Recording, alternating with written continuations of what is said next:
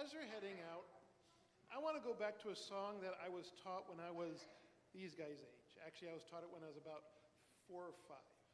And the version I was taught is not the version you can find if you look it up online because, well, it originated, I believe, in the United States, and by the time it got to Africa, it had changed a little bit, and so that's where I learned it in Africa. And it talks about what we're looking at for the next couple of weeks. Talks about something that is actually really applicable to us because we all respond to it one way or another. And it's a simple song, and I'm not going to sing it. I'm going to talk about it. I'm going to say the words, but it goes, hungry, hungry, I am hungry. Table, table, here I come. I could eat a goose moose burger, 50 pickles and a purple plum. Oysters, noodles, strawberry strudels. Chicken, french fries, one red beet. Hungry, hungry, I am hungry. Table, table, here I come. And it was a catchy little song, and I liked it because it had to do with food, and I imagined what a goose moose burger would taste like, and all that other kind of good stuff. But my question for you today is, what are you hungry for? What are you hungry for? Because hunger always drives us to action. And my question is, what are you hungry for, and how is that shaping your life and what you do today? Because lots of us, we get hungry off of a whim. We might be walking down the street, and we catch the scent of food being cooked in a restaurant. I'm hungry for that. Or for me, driving through the community and smelling barbecue. I smell that and I start getting hungry, and it's not fair because it's the middle of my workday. And what are you hungry for? Or to make it a little bit more prominent, what are you desperate for? So you add the hunger and you turn hunger up a little bit, and all of a sudden you become desperate for some food. Something that will satisfy you. And that's been the quest of mankind since the creation of the world. Mankind has been striving and desiring to fill the thing that they are desperate or hungry for. And we put all the wrong stuff into us trying to satisfy that hunger. And today we're going to be looking at a story found in Mark chapter 5. That shows a desperate situation. It actually shows two desperate situations. And we're going to be looking at the story. And as you turn to Mark chapter 5, if you don't know where it is, open your Bibles to the middle, then start flipping to the right. You'll hit the New Testament. And it's Matthew. Mark is the second book. And you can find it there. But as you're turning there, I want to talk about someone who is hungry or desperate for something. And this person, her name is Tess. And Tess is just a little girl. She's about 5 years old. And she was downstairs with her family. They were talking about life and what was going on. And she was so hungry or desperate for something that she just got up and left. She stomped her little feet all the way up the stairs. She went into her room. She went into her closet, and she pulled out her very special little piggy bank. She had been saving all the coins that she could get from doing jobs and chores, and she'd been saving that. And she was so desperate, she walked over to the middle of her floor. She put the piggy bank down. She stomped on it, breaking it open. And she carefully counted up all the coins, and she had $1.53 in her piggy bank, and she put all that money into her pocket. She walked downstairs, walked out the back door, and walked down the street. Now, I don't know about you, but I've had kids who are really tiny. To me, really tiny, like 3 to 7 to 8. And they decided they wanted to go get something from the store when we lived in the Bellevue area over on the other side of the mountains. And they decided to walk 3 blocks to the store. 3 blocks in downtown Bellevue is not a safe thing to do, but they decided they were going to do that. But this little girl takes off, and she goes a couple blocks down the street, and she walks into the local pharmacy and walks up to the gentleman, and he was busy talking to a very, very nicely dressed man in an impeccable suit. And as she's waiting there, she's getting impatient, and she's kind of shuffling her feet, making a little bit of noise, and the pharmacist is still ignoring her. And she's getting a little bit more impatient, and she coughs, clears her throat, trying to get his attention. He still is just having this conversation with this guy. Finally, she is so desperate, she gets one of the coins out of her pocket, and she starts tapping it on the glass counter. Well, this finally gets the pharmacist to stop, and he turns and he goes, "Can't you see that I'm in the middle of a conversation? If you don't know, this is my brother. He comes from the big town. He's really important, and I haven't seen him in years, and I'm having a conversation. Can't you see that I'm doing that?" And she goes, "Can't you see that I'm desperate for something that only you can provide?" And he sighs and he goes, okay, what is it that you're desperate for? She goes, I need to buy a miracle. Well, this got the pharmacist's attention and his brother's attention. What do you mean you need to buy a miracle? Well, my brother isn't doing well. My dad told me that he has something that's growing inside of his head, and if we don't get a miracle, that he's going to die. In fact, the doctors told him that if we don't get a miracle soon, it's probably going to be a month or two, and then he's going to die. And so I've come to buy a miracle. And the pharmacist says, well, I don't sell miracles. I can't help you. And then his brother chimes in and he goes, well, what kind of miracle do you need? And how much money do you have to buy a miracle? And she gets really sheepish. She looks down, she sticks her hand in her pocket and she pulls out and she goes, I have $1.53. And the pharmacist's brother gets down on his knees and says, well, I think that might be enough to buy you a miracle. Why don't we take your money? We'll go back to your house, and I'll talk to your mom and dad, and I'll talk to your brother, and we'll see if that's enough money to buy you a miracle. So he went home and with the little girl, and he talked to mom and dad, and within a week, the little boy was in the hospital because the pharmacist's brother was a leading neurosurgeon in the United States at the time. And he decided that he would take the $1.53, and then he would cover all the rest of the expense for the surgery that was needed. 2 months later, the little boy's home, healthy, not a sign of any problems. And as the family's talking and they have aunts and uncles in, they go, wow, this is just amazing. I just wonder how much this kind of surgery really costs. And the little girl gets, I know exactly how much it costs. It costs $1.53. Now we kind of chuckle, but this little girl was desperate because someone she loved was dying. That she was willing to walk out of the house, go down the street when she knew she wasn't supposed to, and she had to walk up to total strangers and say, I want to buy a miracle. She was desperate, and she acted on her desperation, and God provided a beautiful answer. And it's actually a real-life story. It's not just a make-believe illustration. But I want to ask you today, as we look at Mark chapter 5, what are you hungry for? How deep is that hunger? Has it reached a point of desperation? Or are you just, if I could just get a little bit to satisfy me, that I won't bother anyone anymore? Or do you need God to change a situation or something that's happening in your life? How desperate are you? Because there's something we need to understand before we even look at the text, and that is a holy hunger or desperation is the door to God's greatest blessings. A holy hunger is a door to God's greatest blessings, and most people stay just enough satisfied that they never get to the point of being desperately hungry, so they never discover and they never get to see God's incredible blessings as He pours them out. We get just enough to take the edge off of it so that we can continue to plod away in life the way we are with a little bit of relief so it's not crippling or debilitating, and then we go, okay, I can make it, and God says, I don't want you to make it. I came so that you might have a relationship with me and that you might thrive. But before you can thrive, you have to get to that place of having a holy hunger.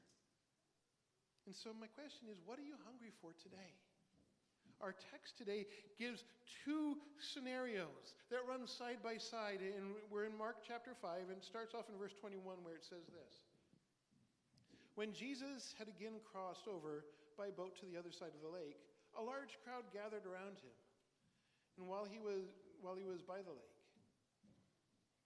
Then one of the synagogue leaders named Jairus came, and when he saw Jesus, he fell at his feet. He pleaded earnestly with him, my little daughter is dying. Please come and put your hands on her so that she will be healed and live. And Jesus went with him. I want you to think about it. We kind of read it, go, okay, yeah, there's a synagogue leader, and he comes and he falls. Synagogue leaders back then were not only religious leaders, they were community leaders. They were people of authority and esteem and prestige. And for him to come fall at his feet in the middle of a crowd was a completely unheard of thing for them to do. Usually when they wanted someone to help them, they would call them into a meeting to have an audience with them, and the people would have to come to where they were so that they could then say, this is what I need you to do. But Jairus doesn't do this. He comes. He is hungry for an answer. He's hungry for a solution because his little daughter is dying. And later, if you read to the end of the chapter, you see that his daughter was 12 years old, and she was dying, and he was desperate for an answer, and nothing else had helped. So he came to Jesus because Jesus was the one who could heal the sick. Jesus is the one who could make the blind eyes open. He's the one who could make deaf ears hear. He could make the cripple walk. He could raise the dead. And so Jairus was coming to him, and Jesus says, okay, fine, I'll come with you. And he's going, yes! And then we go on with the story because something happens. So pick up in verse 24. So Jesus went with them. A large crowd followed and pressed around him. A woman was there who had been subject to bleeding for 12 years. The exact amount of time that Jairus' daughter has been alive, this woman has been suffering. Some of us have had a bad day. We might have had a bad year. Maybe even it's gone on for 5, 10 years. But she's been suffering for 12 years, and we're going to get into that in a minute. But I want you to understand the immensity of what she's dealing with. So verse 26, she had suffered a great deal under the care of many doctors and spent all she had. Yet instead of getting better, she grew worse. When she heard about Jesus, she came up behind him in the crowd and touched his cloak. Because she thought, if I just touch his clothes, I will be healed. Immediately, her bleeding stopped, and she felt in her body that she was free from suffering. At once, Jesus, realizing that power had gone out from him, he turned around in the crowd and said, who touched me? Or who touched my clothes? You see the people crowding against you, the disciples answered, and yet you can ask, who touched me? But Jesus kept looking around to see who had done it. Then the woman, knowing what had happened to her, came and fell at his feet. And trembling with fear, she told him the whole truth. He said to her, daughter, your faith has healed you. Go in peace and be freed from your suffering.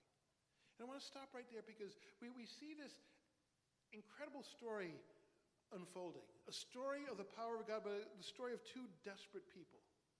Someone who's desperate for someone else, Jairus, who is concerned about his daughter. He was desperate for her daughter, but then there's this woman who is desperate for herself.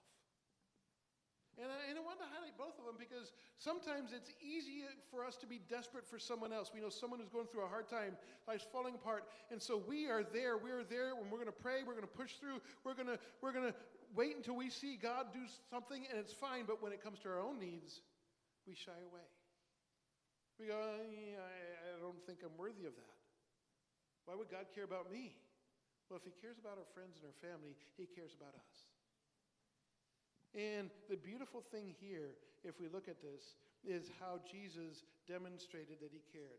Not only did he let healing happen, but in verse 34 he said to her, daughter. Here's someone he had never met. And he turns to her and he says, I care enough that I want you to be part of my family. You're my daughter now. And we're going to get into that in a moment, but I want us to look at how hunger motivates us. And the very first thing we need to understand is hunger is often what drives us to Jesus. And so if we don't ever become hungry, will we ever really truly seek God? If we just stay satisfied enough to keep the hunger away, will we ever desire more of him and what he has for us? Or do we just enjoy the trappings of being close to him? There's lots of people in the story that are close to Jesus. And we get this idea of a crowd, and we have this dignified version of a crowd, and how they're all there. And I want you to think about the crowds from a decade ago that would gather the Friday after Christmas for those special sales, or the Friday after Thanksgiving for those special sales. And the crowds would just be pushing in because there were one or two big ticket items that you could buy for hardly anything. And as soon as they opened the door, everyone crushed together. I mean, you were shoulder to shoulder. You couldn't move except for when the crowd moved together. That's the picture I get here. There's this crowd. They're pushing in. The disciples said, how can you say who touched me? Look at everyone's bumping into you. Everyone's trying to push in and get close to you. And yet this woman is there, and she is desperate.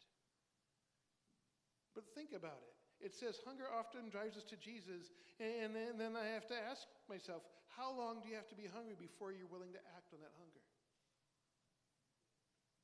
Lots of us, we don't really get starving hungry, we get a little bit of, okay, I missed a meal. And halfway through the day, we go, I think I missed a meal. Maybe I should do something to take the edge off of the hunger pains. I'll have a snack. I'll do something. But think about being hungry for a week. Make it 2 weeks. Think about being hungry for a whole year. Where you can't remember what good food tastes like, let alone what it means to have your stomach filled. Think about that going on for a decade. This woman had tried everything, and you can read a lot into it. Okay, she was a woman. She had spent 12 years trying to find the answer. So 12 years, she had enough money to invest, and it lasted for 12 years before she ran out. So she was probably a woman of standing before all this happened, but she got to the point where she is desperate for God. How long do we wait until we're desperate for God to do something in our lives? Do we wait until our limited resources have run out? Do we wait until the knowledge of the community and other people has run out? Do we wait until people start giving up on us? Because this woman had society give up on her because she was considered by that society as being unclean. And by being unclean, she wasn't allowed to be around people.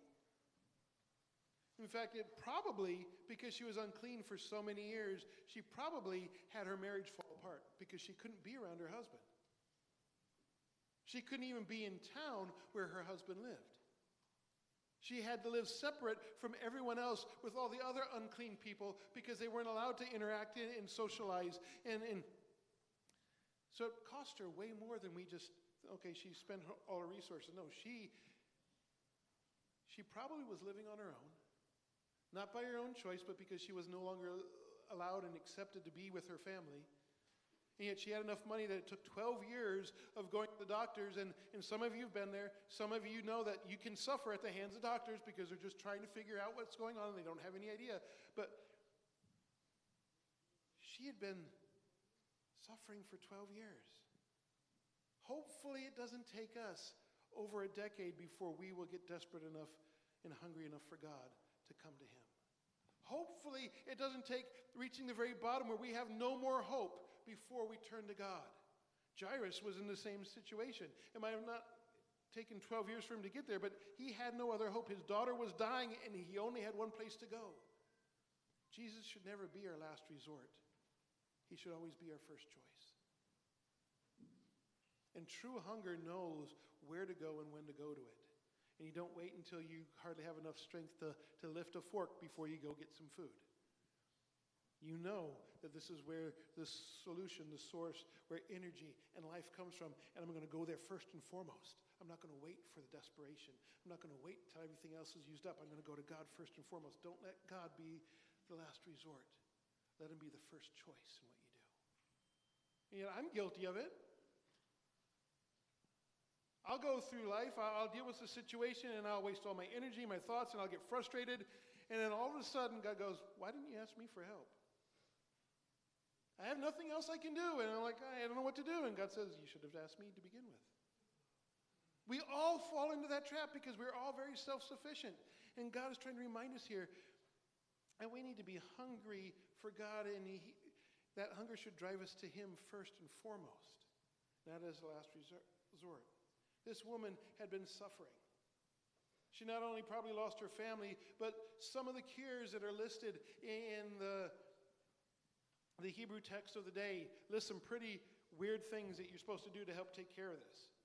And this comes under the suffering of some of the things that she had been going through. And it talks about, there's actually 11 cures, at least 11 remedies for what she was going through, ranging from medical concoctions to superstitious beliefs and chants. And there were things that she was supposed to do. A couple of examples are, you're supposed to take a Persian onion, not just a normal onion, but a Persian onion, and you boil it, and then you drink the mixture at certain intervals, and this was supposed to stop the bleeding. Or you could find two intersecting paths, stand in the middle of the intersection, and say, blood, go away, and it was supposed to go away. Yeah, it seems ridiculous, but she had tried everything. How about this? You find the dung of a white female donkey, and in that mixture you pick out an undigested kernel of corn, you roast it, and you eat it, because that's supposed to take care of the situation. Or if that doesn't work, you could carry an ostrich egg in a linen rag during the summertime, and then when summertime was over, you get a cotton rag and carry it in wintertime. I don't know about carrying around an egg for over a year. I don't think it'd be a good thing to have, and if you accidentally crack it, yeah, it's not going to be a good thing. So that's another one. Or how about this? The best way to cure an issue of bleeding is to eat grasshopper eggs. That's one of the medical remedies that was given. Or carry on the tooth of a fox. So you have to find a fox, get a tooth, and carry it around. That's supposed to take care of it. Or how about this? Carry on the fingernail of a person that had been hanged. So you have to go rob a grave, find a fingernail, carry it around, and that's supposed to... These are ridiculous, and we think they're ridiculous, but how often do we do the ridiculous instead of going to God first? Because we're not hungry enough for the solution, we just want something that numbs the pain temporarily. We need to get hungry for the solution, and then we need to go to the solution. In her hunger and her desperation, she turns to Jesus. We need to let our hunger drive us to Jesus. Are we willing to do that? As we continue to look at the story, we see that something else happens because she is going and she's doing everything that she's not allowed to do. I want you to think about this. She was unclean. The actual law of the time said if you were unclean for any reason, you were deemed unclean, you're supposed to wear a sign that hung from your ears around and covered your mouth on down, and it was supposed to say unclean, and if anyone got within 30 feet, you were supposed to shout at the top of your lungs, I'm unclean, stay away. So everyone knew that you were unclean. So she was supposed to be a social outcast, but it says that she joined the crowd. And she not only joined the crowd, she's pushing her way through this crowd that's shoulder to shoulder, crammed together, trying to get close to Jesus, and the whole crowd's moving, and she's pushing her way, she's worming her way in and getting closer and closer because she was desperate, she was hungry for what only Jesus could do. But to do this, she had to swallow her pride because people knew who she was. People were going to judge her for what she was doing, and yet her desperation, and this is our second point, hunger and desperation, humbles our hearts and makes it easier to commit to what we need to do. So often, pride gets in the way. So often, our image gets in the way. So often, what we think is dignified gets in the way, and God says, I'm not here for pride, I'm not here for dignity, I'm here for those who are desperate. In fact, he says about himself, I did not come for those who are healthy, but I came for those who are sick, to bring healing. And to admit you're sick, you have to swallow your pride. She went to the answer because she had no other option. And this is compelled, this willingness to go to the answer was compelled by our awareness of God's goodness. That's why we take time to celebrate the answers, the praises that God is giving us. That we can look at healings, we can look at provision, we can look at these things. We don't do it just to go, wow, that's something we check off and list in our order of service. No, we do it because we want to make people aware of God's goodness. If God did it for them, and he's the same yesterday, today, and forever, he can do it for you. Are you willing to trust him? Are you hungry enough to go to him and say, God, I am tired of trying to figure this out on my own. I'm tired of putting all my energy and my thoughts and everything into this. I need you to do what I can't do. That takes humility to admit that you can't do it. But we need to go there, and we need to understand that God, and I already stated this, but God should never be our last resort, but always our first choice. When the hunger pains start, when we start to desire that life changes, we should always go to God first and foremost. And hunger keeps us from caring about what other people think. It doesn't say that she was a stranger in the land, so when she showed up at the crowd, people probably recognized her. Remember, she's been dealing with this for 12 years. She's been ostracized from the community for 12 years, and yet she shows up at a community event. What's she doing here? I can't believe she's here. No, she's coming up to us. She's unclean. What else? She's going to touch us. Look at her. I can't believe believe she's pushing through people. She's touching so many people. Now they're all unclean too. The social rejection of her wasn't going to stop her because she didn't care what people thought. She only cared about getting to the answer. How often do we let public opinion keep us from getting to the answer that God is? We let expectations and image keep us from being desperate for God and just more of Him. But she didn't. She was willing to push through the crowd. She was willing to push through the crowd where she finally got close enough. And I can just kind of picture it. The disciples are there, and Jairus is there, and Jesus is on a mission to go minister to Jairus' daughter. And so the disciples are trying to help get him through the crowd. So you have these 12 guys who are kind of surrounding Jesus like a little bodyguard, trying to get him and Jairus through the crowd. And yet someone's pushing through. People are pushing through. They're just trying to touch Jesus. And they're trying to keep it. And yet she pushes through all of it. I want you to think about it. She's not in prime physical shape. 12 years of literally being drained of life. 12 years of no success. 12 years of failed attempts to cure her. 12 years will take a massive toll on your body, yet she didn't let that stop her. She pushed through because she knew where the answer was. She was hungry for the solution. And she kept pushing through the crowd until she got to where she needed to be. Are we that desperate for God? It doesn't matter what else is going on, we will push through. It doesn't matter how we're feeling, we're going to push through until we can touch the very hem of God and say, God, I need you because nothing else will do. I need you because nothing else will satisfy. I need you because I am starving for more of you. And she pushed through. And as she did that, we see an amazing thing happen because she pushed through, and it says as soon as she touched him, because she thought, if I can just touch his clothes, I will be healed. She had this faith that drove her hunger, or a hunger that drove her faith. And so she acted on it until she got close enough, and she didn't ask. She didn't seek permission. She just said, I need what you have, and she reached out in desperation and touched him. And immediately, she was healed. Immediately, God responded to her faith without a word being said, without a prayer being prayed, without any songs being sung, in the middle of a crowd that was on a mission to go somewhere else. God met her right where she was at because she was that hungry for the touch of God. How hungry are we? How hungry are we for the touch of God? You see, God's touch, the touch of Jesus, will change everything. And that's our next point that we see, that he actually highlights here. We have to understand that hunger forces us to no longer be content with just being near Jesus.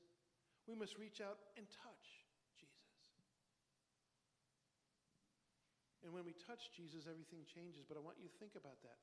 When was the last time you knew you touched the very presence of God?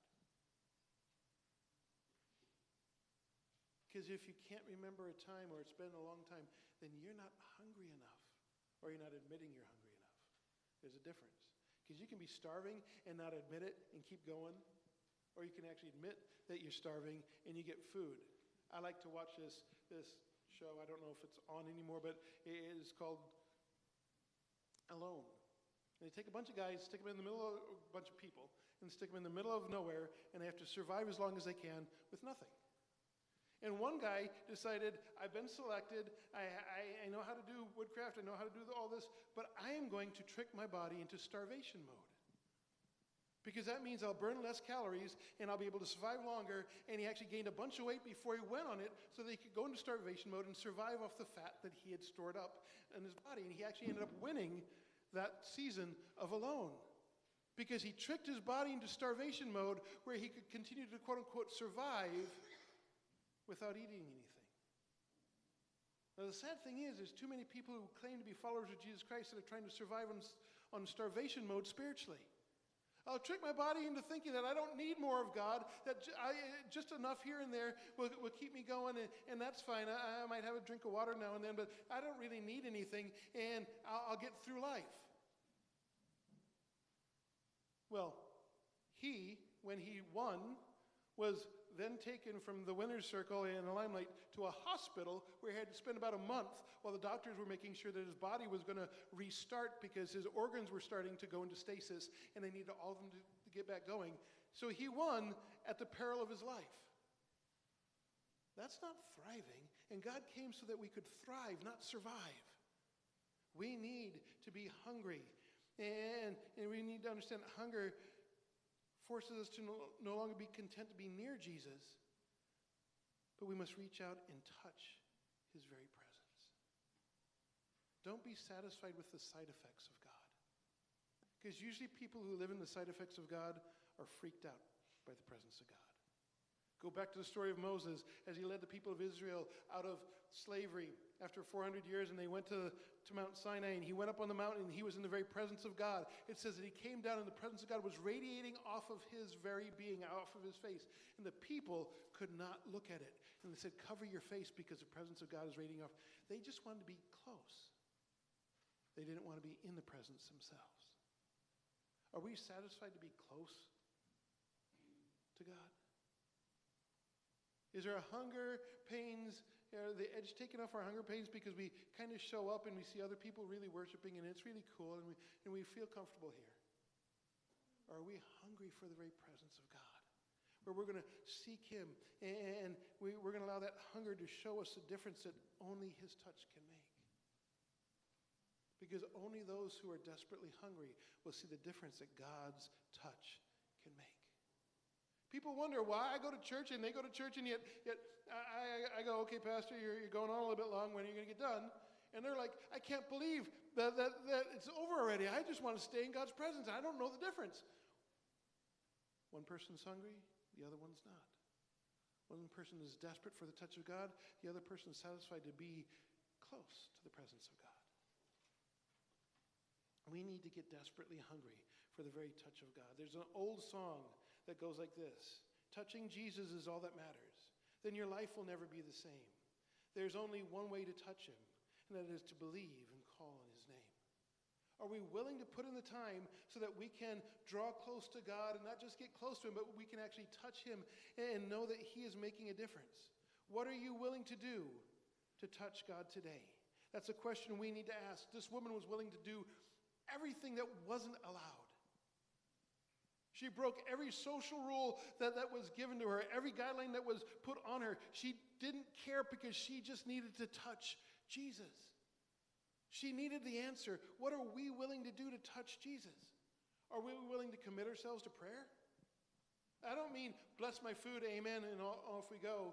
I mean, God, this is my plan. Will you bless my plan? When we pray, it's communicating with God, hearing his heartbeat, his desire for what's going to go on. So when the day starts and we're supposed to start our day in prayer, we go, okay, God, it's a new day. How do you want me to act today? What do you want me to do? Who do you want me to talk to? And you'd be surprised. He'll put names in your heart. And, I'm supposed to get a hold of them. Okay, God, I'll get a hold of them. But are we willing to spend that time? Because building a relationship through talking takes time. You can't do it once and say, I'm done. You have to do it on a regular, constant basis. Are we willing to pray? How about reading our Bible?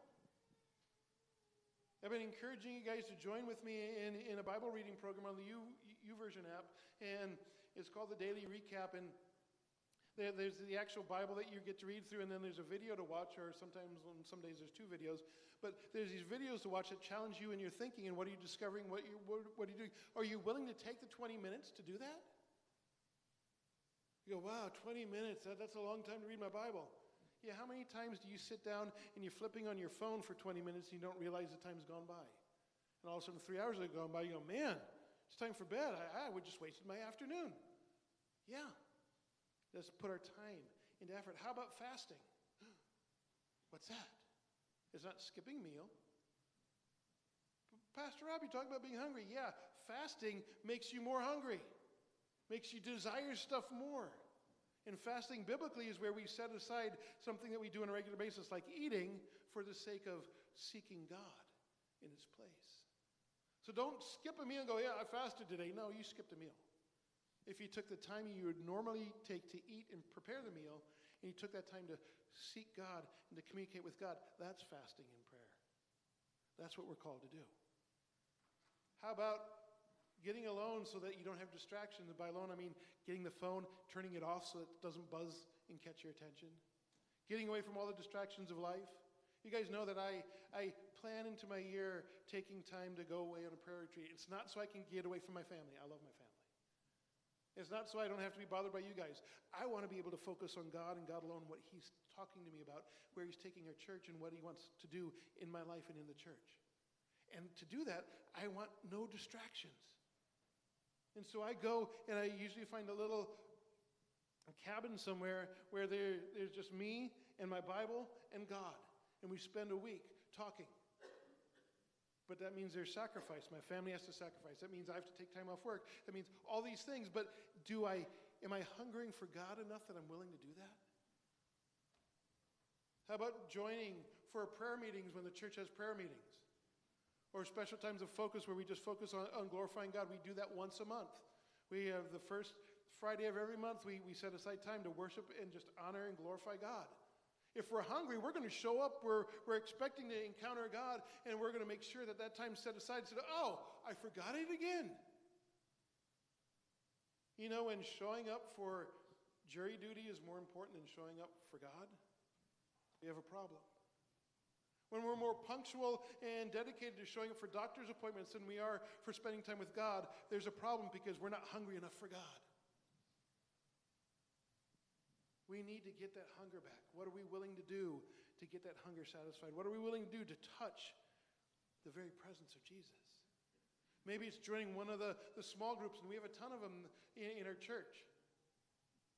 But it's where you connect in a smaller group with other people, and they encourage you, they help you connect to God more. Are we willing to do that? Well, that takes time out of my day and on my week, and I'm pretty busy, Pastor Rob. When did we become too busy to touch the very presence of God? When did our schedule become more important than His presence? We need to set aside our agenda. Sometimes ministry. I'm doing this for God. I'm doing that for God. I'm doing this for God. I'm doing this in the church. I'm doing this in the community. I'm doing this here and there. And I don't have time to slow down and spend time with God. Then you're not going to be in ministry very long.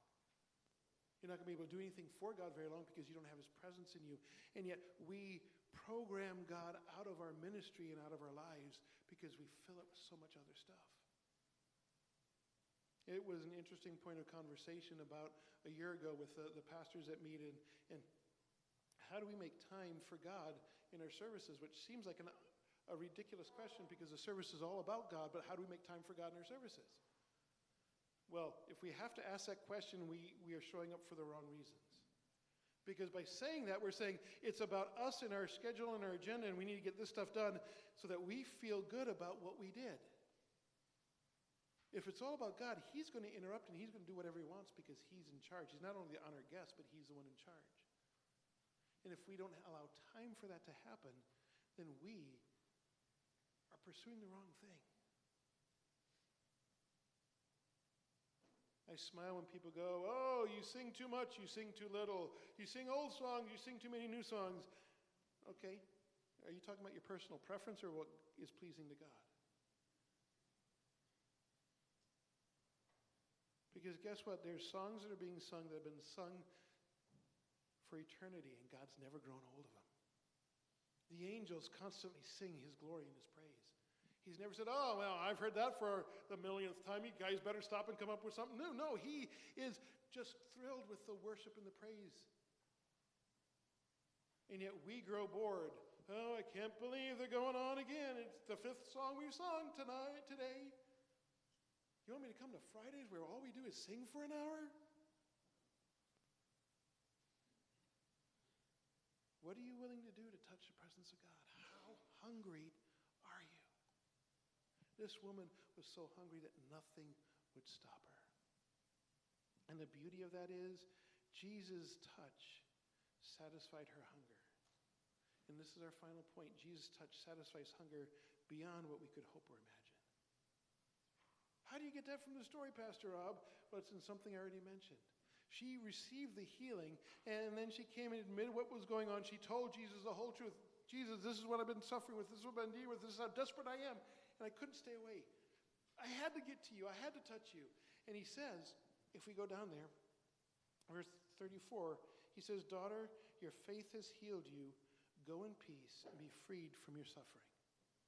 And yes, there's the obvious suffering from the issue of the constant bleeding for 12 years. But all of a sudden, she was not unclean anymore because she was healed from that.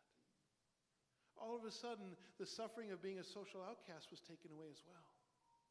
But more than that, it's found in that phrase, that first thing that Jesus says to her. He says to her, "Daughter." Jesus made flesh, turned to someone who was desperately hungry for his touch. He goes, "You not only received the healing that you were seeking, but now I'm accepting you as part of my own." I want you to think about that, because so often we chase a solution for the symptom. Jesus very often dealt with the symptom so he could deal with the real issue. And the real issue is being part of his family. Having a relationship with him was the real issue. That's above and beyond anything she could hope for or imagine. She just wanted to be healed. And he goes, "You're not only healed, but now you're part of mine. You're my daughter." And he wants to look at all of us, and he wants to call all of us his sons and his daughters. But we have to get desperate enough that we're not going to let our pride, we're not going to let our track record, we're not going to let other people's track record, we're not going to let anything stop us. We're just going to go to God and say, "God, I need you." And when that happens, it will be amazing. You know, it's amazing what faith in yourself can do, because we can do amazing things as people.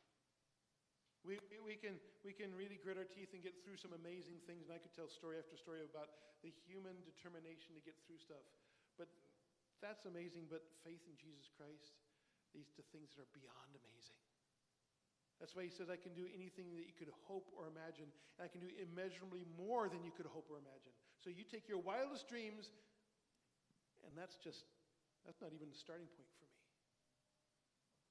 I can do that if you just will come to me, do what it takes, get hungry enough to seek me with all that you are and have. And when you do this, you will find not only your needs being met, but you will find so much more. And it's all based on that relationship with me. It's all based on that relationship.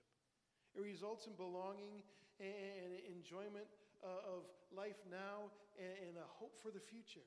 This woman had no future until she encountered Jesus and touched him. And all of a sudden, she had hope and a future. If you go on to read the rest of the story, as this situation is wrapping up, some servants of Jairus show up and go, "Hey, there's no hope, there's no point, your daughter's dead." And Jesus looks at him and says, "This wasn't an interruption, it wasn't a distraction. There's always hope when I'm here. Just let me go and speak to your daughter. Let me go and touch your daughter. Because my touch changes everything. And what looks like death becomes life. What looks like there's no future means there's endless possibilities when I come into the situation and I am touched, or I touch you." It is beyond amazing what faith in Jesus can do for you and for me. Are you willing to be hungry enough for God? Not what God can do, but for God himself. Because that's the key. We chase the symptoms of God all the time. I want peace. I want love. I want joy. And those are all good things. But you don't get them by chasing peace, love, and joy. You get them by pursuing God himself. By encountering God himself. By touching God himself. And by hearing him say to you, "My son, my daughter, welcome." And then everything will change. So as we come to an end, I want to ask you the question, how hungry are you today? Take a moment to look at your life. What's going on where you need God, the God of the impossible, to step in and make a difference? Because it won't happen until you are hungry to the point where that desperation drives you to touch the very presence of God. His touch will change everything. And as you're thinking about that, I just want you to think about your life. Not about your neighbors, not about the kids downstairs. I just want you to focus on what God is telling you today. So I'm going to invite you to bow your heads and close your eyes so that you're focused on what God's saying. If you find yourself in a situation like the woman who had the issue of blood, and you've been trying anything and everything, and it could be physical, it could be financial, it could be relationship-wise, and just anything in life where you've been struggling and you're coming to the end of yourself and you're going, I need something to step in and make a difference. God is the one that you need. But are you desperate? Are you hungry? Are you willing to go to him today? It doesn't matter what it is, but if you know God is talking to you and saying, now is your time, don't wait any longer, press through the crowd and meet me today. If you want the touch of Jesus on your life, on a situation, on a circumstance, and you're willing to forget anything and everything else and just seek God because you want him to make that difference, I want to pray for you today that you will encounter the touch of God himself. If that's you, I just want you to raise your hand and say, Pastor Rob, I need God's touch in my life. Is there anyone here today? Thank you, guys. Anyone else? Thank you. All around the room. God wants to meet us. God is waiting to meet us. He's waiting to look at us once we touch him and call us his sons and his daughters. Push through. Push through today. Don't let anything distract you. Push through and cry out in your own words. You don't have to be audible, but cry out in your own words. God, I just need your touch. I just need your presence. And that will make all the difference. And I'm not satisfied to be part of the crowd. I need you to touch my life right now. I need you to touch my relationships that are falling apart. I need you to touch my body and the sickness that's going around. I need you to touch my work situation. I need you to touch my finances. God, I need your touch today. Push through. Push through, and I'll pray with you and for you in just a moment.